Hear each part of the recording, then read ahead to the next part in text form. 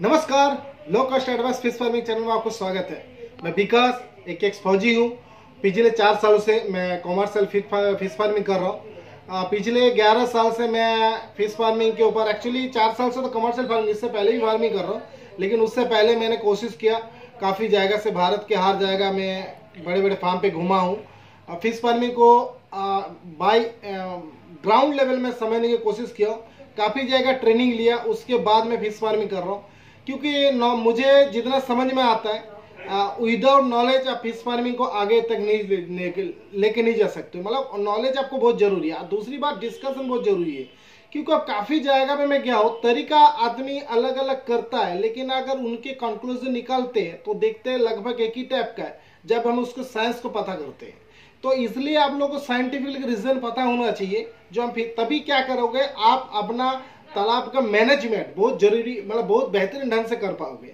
इसी विषय के ऊपर अभी सर्दी का महीना आने वाला है, तो तालाब का मैनेजमेंट बहुत जरूरी है। क्योंकि आप अगर तालाब का मैनेजमेंट ठीक से अभी नहीं कर पाओगे तो आप काफी हद तक नुकसान उठा सकते हो। क्योंकि अभी तालाब के अंदर काफी हद तक मछली में बीमारी अटैक होने का चांसेस बढ़ जाता है। उसके बाद गैसेस, ऑक्सीजन लेवल, काफी हद तक बहुत सारे प्रॉब्लम क्रिएट हो जाता है। दूसरी बात, अभी मछली का ग्रोथ भी इम्पेक्ट होता है। तो आप अगर थोड़ा सा हम पहले से सतर्क रहे और तालाब का अगर मैनेजमेंट करें, तो हम जो आने वाले दिन में, जो रिसेंट हमारा जो सर्दी आने वाला है, तो उसके पहले हम अपना तालाब का बचाव अच्छे ढंग से कर सकते हैं। तो तालाब में एक्चुअली पहले सर्दी में होता क्या है, ये पहले हमें जान लेते हैं। तो सर्दी में क्या होता है, एक्चुअली तालाब मछली मतलब कोल्ड ब्लडेड प्राणी है। तो कोल्ड ब्लडेड होने के कारण वो अलग अलग टेम्परेचर में अलग अलग बिहेव करता है। तो इनके नॉर्मली ग्रोथ का जो टेम्परेचर है 20 डिग्री से 36 डिग्री, मछली का ग्रोथ बहुत फास्ट होता है। उससे कम में इनके ग्रोथ कम हो जाता है। अलग अलग मछली का टेम्परेचर अलग अलग है इनके, लेकिन हर मछली में ये इम्पैक्ट नहीं होता। कुछ कुछ मछली में बहुत ज़्यादा सर्दी में भी कोई प्रॉब्लम नहीं होता। कुछ मछली में उनके खाने का क्षमता, मतलब खाना इंटेक करना या जो चलने फिरना इनका थोड़ा कम हो जाता है, वो नीचे थोड़ा बैठना शुरू कर देता है। तो तालाब के अंदर अभी क्या होता है, बरसात महीना खत्म हुआ है, बरसात में क्या काफी सारे ऑर्गेनिक मैटर तालाब के अंदर अभी इन होता है। दूसरी बात, इस टाइम जो बरसात का महीना खत्म हुआ तो मछली मैक्सिमम ग्रोथ लेता है। तो इनके जो ग्रोथ रेट हाई होने के कारण काफी, मतलब दूसरे टाइम से ज्यादा इस टाइम फीड भी कंज्यूम करता है।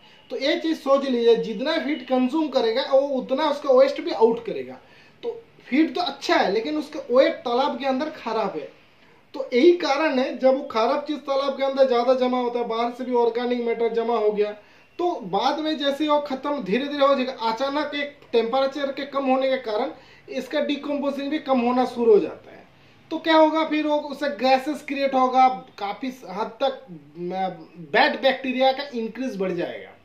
तो मछली बीमार होना शुरू हो जाएगा, जिससे हमें अगर थोड़ा बहुत हम अपना पहले से अगर प्रिकॉशन लें, इससे हम बच सकते हैं। जैसे तालाब के अंदर चूने का प्रयोग, मैं चूने का 2-3 वीडियो लाया हूं, और भी चूने का अगर प्रयोग में बताते जाऊं तो दिन भर लग जाएगा कि चूने का इतना काम है।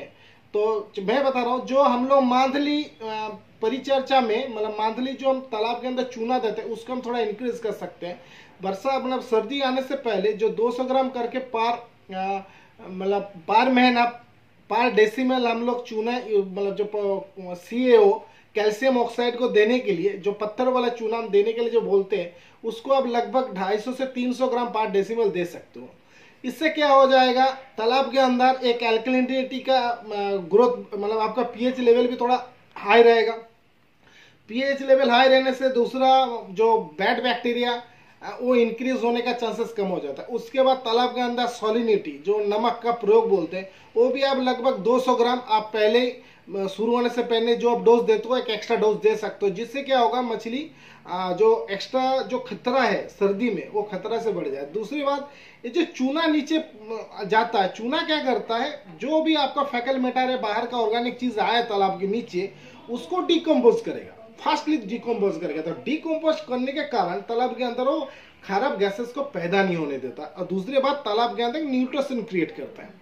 न्यूट्रिशन को रिलीज करेगा तो प्लैंकटन अधिक मात्रा में मतलब पैदा होता है। तो प्लैंकटन अधिक मात्रा में होने के कारण अगर मछली, जैसे अलग अलग मछली का मैंने एक वीडियो में भी बताया था, जो कौन सा मछली किस किस टेम्परेचर में खाना ले सकता है, तो बाकी मछली जिंदगी रहने, जो ग्रहण मतलब जीने के लिए उनको तो ऑक्सीजन की जरूरत है, तो पानी को तो खींचना है जिससे उसके अंदर से ऑक्सीजन मिले।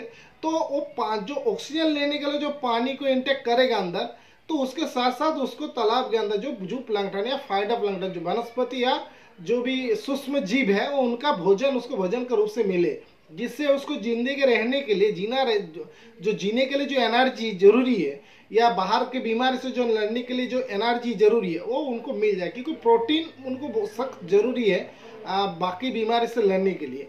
प्रोटीन का मेन काम भी होता है शरीर को बिल्डअप करना, और आपका जो बीमारी है उनसे लड़ने के लिए, या शरीर में कोई भी खत वगैरह हो उसको भरने के लिए प्रोटीन सख्त जरूरत है। ये ह्यूमन बॉडी के लिए भी चाहिए, बाकी किसी भी चीज भी चाहिए, चले जाइए, सब में प्रोटीन की जरूरत है। तो उनके हमारा दिमाग में ही रहना चाहिए, तालाब के अंदर हमारा प्लैंकटन होना चाहिए। उसके बाद अभी और भी काफी आदमी क्या करता है, इस टाइम तालाब के अंदर सैनिटाइजर कर देता है, बोलता है यार कुछ ना कुछ होगा, तो बीमारी हो सकता है, तो तालाब के अंदर सैनिटाइजर कर दो। तो आप ये सोच लीजिए, सैनिटाइजर कर रहे हो या किसी भी डिसइंफेक्टेंट दे रहे हो, तो तालाब के अंदर बाकी हर चीज को क्रैश हो जाता है। तो क्रैश होने के कारण प्लैंकटन भी क्रैश होगा, बीमारी भी क्रैश होगा, अच्छा चीज भी खत्म होगा, बुरा चीज भी खत्म होगा। वो नीचे स्टेबल करेगा। एक तो नीचे स्टेबल के होने के कारण वो भी हमारा देखना, इस टाइम तालाब के नीचे कालापन भी बढ़ जाता है इसी के कारण। तो हम अगर चूना सही ढंग से रहे तो उसको डिकम्पोजिंग कर देगा और तुरंत प्लैंकटन को फिर रेज करना शुरू कर देता। आप कर सकते हो, ऐसी बात नहीं है, क्योंकि इस टाइम बीमारी या कुछ टाइप का अभी क्या बोलते हैं अर्बुलस हो गया या पैरासाइट अटैक का खतरा भी बहुत बढ़ जाता है। इवन कुछ जू प्लैंकटन भी होता है, जू प्लैंकटन भी इस टाइम बहुत ज्यादा ग्रोथ करता है। वो जब मछली खा नहीं पाता वो फिर मछली को भी अटैक करता है। ये पता नहीं है, आप लोगों को किसी ने बताया नहीं, बट हकीकत में होता है। तो आप इनको भी कर सकते हो। कभी कभी अगर लगता है आपको तालाब के अंदर मेरे ज्यादा हो रहा है, तो आप इनको क्रैसेस कर सकते हो एट ए टाइम एक बार के लिए। बट चूना वगैरह रहेगा तो तुरंत तो उनकी अच्छे चीज जो बनना है तालाब के अंदर, न्यूट्रिशन लेवल अप होने के कारण जू प्लैंकटन फाइटोप्लैंकटन बढ़ जाएगा। दूसरी बात, आपको तालाब के अंदर अगर हाई डेंसिटी में फिश है तो आप लोग कोशिश करना मतलब मछली को आधा कर देने के लिए। इससे क्या होगा, डेंसिटी कम हो जाएगा तो इनके जो फैकल्मेटर वगैरह वो कम हो जाएगा। तो ये मछली नॉर्मली जो टेंडेंसी में उनके मतलब ट्रेस कम आएगा। ट्रेस कम आने का कारण वो मछली ऐसे थोड़ा सुस्त रहेगा, आपको इतने आसानी से बीमारी पकड़ेगी नहीं। तो कोशिश करना इस टाइम मछली को थोड़ा कम कर देने के लिए, जिससे उसको बाहर का आप जो फीड दे रहे हो सकता है उस टाइम सर्दी ज़्यादा हो तो नहीं ले पा रहा है, लेकिन बाहर का जो नेचुरल फीड तालाब के अंदर है उससे वो मिल के लेके अपना ग्रोथ को भी ठीक ठाक रख पाए, और जो जीने के लिए जितना ऊर्जे बाकी बीमारी से लड़ने के लिए जितना उसको ऊर्जा की जरूरत है वो उनसे मिल पाए। तीसरी बात, आप अगर कोशिश करना अगर तालाब के अंदर एरिएशन है तो एरिएशन को ऑन करने के लिए, क्योंकि एरिएशन क्या करेगा, तालाब के अंदर ऑक्सीजन लेवल को बढ़ा देता है। ऑक्सीजन लेवल को बढ़ा देगा तो जितना भी हमारा खराब चीज है उसका डिकम्पोजिशन का रेट भी बढ़ जाएगा। डिकम्पोज जैसे चीज होता है तो उससे एक हीट रेज होता है, इससे भी तालाब के अंदर जो बोलता है ना बहुत ज्यादा जड़ मतलब जो बहुत ज्यादा ठंडी है, जो मतलब कप वो वाला जो सर्दी है वो सर्दी उससे ना लगे, जिससे मछली बिल्कुल सुस्त ना पड़ जाए। तो आप तालाब के अंदर एरिएशन होने से दो होता है, एक तालाब के ऊपर वाला और नीचे वाला पानी भी लेवल अप डाउन होने से कारण क्या होता है, उसका टेम्परेचर चारों साइड में लगभग सही रहता है।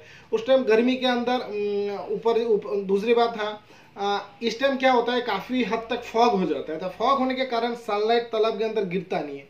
सनलाइट अगर तालाब के अंदर नहीं गिरेगा क्या होता है, तो तालाब के अंदर जो प्लैंकटन वगैरह है ऑक्सीजन क्रिएट नहीं कर पाता, तो ऑटोमेटिकली तालाब के अंदर हमारा डीओ लेवल डाउन हो जाता है। तो एरिएशन बहुत जरूरी है। अगर एरिएशन है तो कोशिश करना आप एरिएशन को इस टाइम लगभग यूज करने के लिए, क्योंकि एरिएशन एडवांस फार्मिंग के लिए बहुत ही इंपॉर्टेंट है। मैं एक स्पेशल एरिएशन का वीडियो लाऊंगा, तो एरिएशन का क्या क्या काम है, एरिएशन क्या क्या फायदा, एरिएशन क्यों जरूरी है, उसके बारे में मैं ब्रीफली डिस्कशन करूंगा।